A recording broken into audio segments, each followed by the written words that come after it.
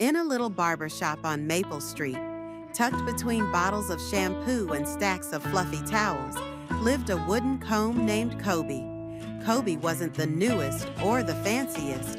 His paint was chipped, and one of his teeth was a little crooked. The shiny plastic brushes often teased him, saying, "Old combs like you belong in a drawer." But Kobe didn't mind.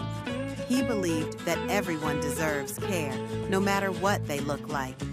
Each day, Kobe helped Mr. Benny, the kind old barber, comb the hair of people from all walks of life. Kids with tangled curls, grandmas with silver strands, and even shy teens who didn't like looking in the mirror.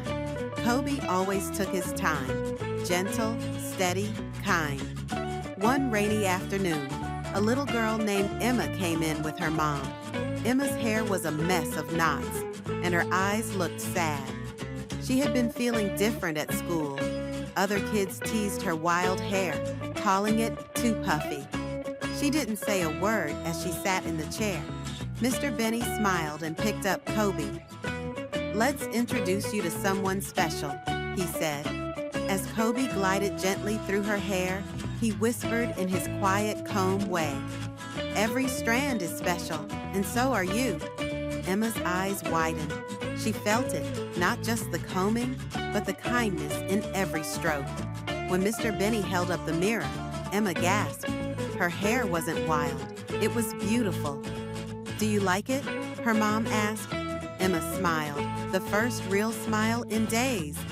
"It feels like me," she said. From that day on, Emma came in every Saturday, not just for a comb through, but to say hi to Kobe. And soon more kids started visiting, drawn by stories of the magical old comb with the warm touch. The other brushes stopped teasing.